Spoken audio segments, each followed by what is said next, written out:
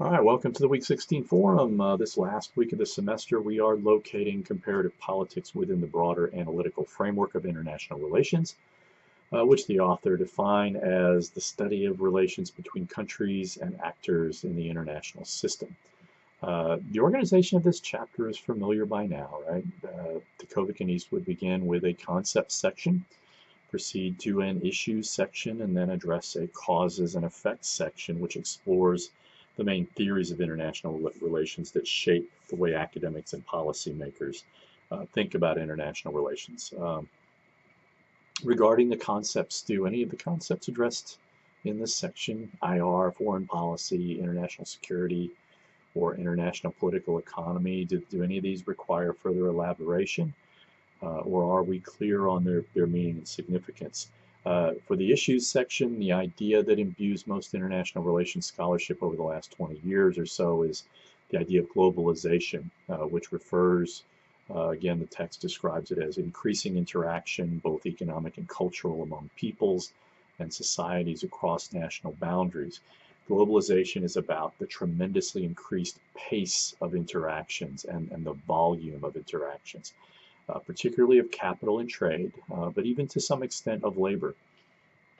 The result is a far more interdependent world where the economics, the economy of country A is far more sensitive to the changes in the economy of country B, and where a change in country A's economic situation may leave the economy of country B vulnerable, in other words, adversely affected by events outside that country's control.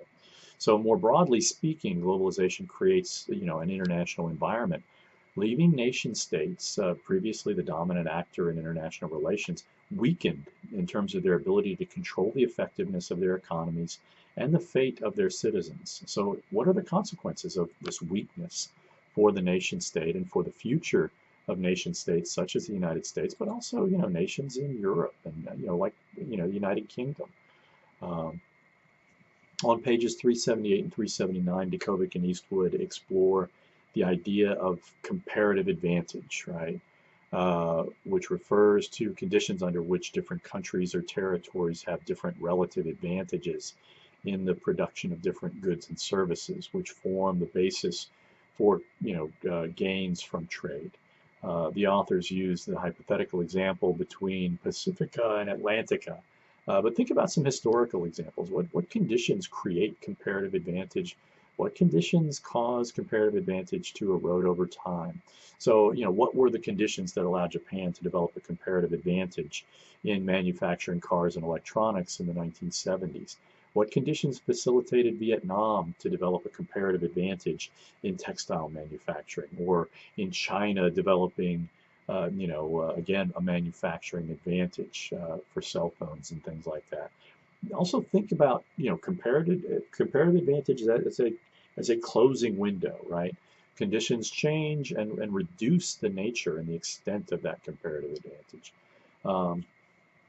Discussions of comparative advantage often include charges that countries are enjoying an unfair advantage, to achieve their gains from from basically exploiting their own labor force. That often leads to arguments favoring protectionism. So what exactly is protectionism? The claim is that the depressed wages of laborers in export substituting countries encourages a race to the bottom in the developed countries, where depressing wages of workers is one of the consequences of industrial nations trying to compete. Do unfair labor practices justify, for example, protectionism, or raising tariffs on a country? Are there other ways of encouraging nations, enjoying a favorable trade advantage in labor, to improve their labor conditions? This chapter also addresses the idea of multilateralism, which refers to efforts by 3 or more nations to cooperate on certain kinds of issues. Institutions like the United Nations are designed to facilitate that kind of cooperation, but also become controversial in their own right. The status of multilateralism and the relevance of the United Nations has become increasingly controversial in American politics, for example, as Democrats have generally preferred to work cooperatively within the framework of institutions like the UN and NATO, while Republicans have increasingly favored unilateral and bilateral types of interactions in international relations. The issue of integration is also important, which references, again, a process by which countries agree to collaborate economically and/or politically, making some decisions collectively and creating mechanisms for shaping common strategy. The European Union represents the most prominent example of what IR scholars describe as regionalism, this idea of integrated countries that are increasingly sort of becoming like the United States, if you will. I find the origins of the EU to be fascinating. It began as a cooperative arrangement called the European Coal and Steel Community in the aftermath of World War II. Those kind of initial kind of baby steps were very successful and largely fostered by the Marshall Plan, which was the massive US aid package that helped rebuild Europe in the post-World War II era. I encourage the class to look into the growing literature on the EU, its formation, its politics, its challenges, given the growing cleavages within the EU, including UK's likely Brexit. What's the likelihood of the EU to endure? What are the factors likely to keep it together? What factors are likely to break it apart? As an aside, I would say part of the reason why the EU has succeeded as well as it has is that Germany has profound incentives to use its foreign policy and to operate within foreign policy within the framework of that kind of multilateral institution because, of course, of the last two wars. And so long as Germany benefits from the EU, it probably will persist. One issue creating the most challenges for the EU is immigration. Immigration was a powerful undercurrent in Brexit, and stresses of immigration in Greece, Italy, Hungary, and elsewhere has facilitated the rise of right-wing populist regimes who display little respect, little consideration for EU governance and EU concerns. Likewise, hostility to immigration provided a powerful theme in the 2016 Trump campaign. Nothing he's done as president has indicated anything but hostility to aspiring immigrants. Documented or undocumented, Trump's actions as president appear calculated to reduce the overall number of immigrants entering the country. Take me on if you disagree. So why is immigration such an important international relations issue these days? I would argue that two concerns drive the emergence of nativism, which again we can define as attitudes that express hostility or opposition to immigration, seeking to protect the interest of ethnic, religious, or religious groups already situated in countries. The one thing is fear of economic displacement, and the other thing are concerns about cultural assimilation.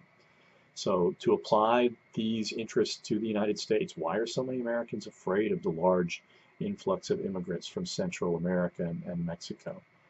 Is the primary concern economic displacement, or is it the fact, the fear that those people, which is a way of describing typically brown people, that somehow they're going to change us? And long story short, yeah, they are. They're going to change us. They're going to make us stronger. They're going to improve our economy. Their children are going to become good Americans, just like generations of other kids, like my Irish forefathers. So what does the class think? I know this is a hot button issue, but let's not be afraid to engage in a frank exchange of views. There are several other issues that present challenges for nation states and intergovernmental relations and non-governmental organizations to manage. If one in particular interests you from the text, please let's talk about it in the forum. I think the third heading of the chapter, the cause and effect, what are the main causes in international relations, is mislabeled. I think the authors meant to ask what are the main theories of international relations. International relations theory is an important approach to international relations. Most IR curricula include a course dedicated to IR theory, and I would love to add one. We need to recognize that theory helps to structure policymakers, scholars, and analysts' approach to international relations. We should note that there is an ideological undercurrent in the different theories that they approach, but that liberalism as an IR theory is not synonymous, with liberalism as an ideology. Many ideological liberals are also liberals in the IR theory sense, But there are also some ideological liberals who are realists and some who are constructivists. So I caution the class to avoid making this one-to-one assumption that, if you're a realist, you're a conservative, and if you're a liberal, you're a liberal, or if you're a Marxist, you're a constructivist, and or a communist or whatever. It's just really not that simple. In fact, I would note for myself, I'm not easily pigeonholed in terms of IR theory. On some issues, I am actually a realist. On other issues, I accept the utility of the liberal commitment to, international institutions and the formation of issue regimes. And I think that constructivism has valid insights into the nature of international relations. I'm not a Marxist, but I also don't think that you can dismiss Marxism lightly. I think you have to understand some of the arguments and understand why they are so intuitively appealing to a lot of people in the developing world.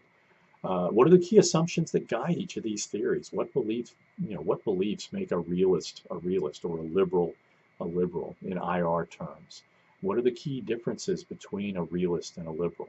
What distinguishes a Marxist from a constructivist? Let's talk about that and be sure we understand the nuances in these theories. All right. So last week, let's close out in style. I hope you enjoyed the class. And if you can think of anything that I can do to improve the course for future students, please don't hesitate to let me know. I hope you understand. By now, I'm pretty good about accepting constructive criticism. Let's have a great week.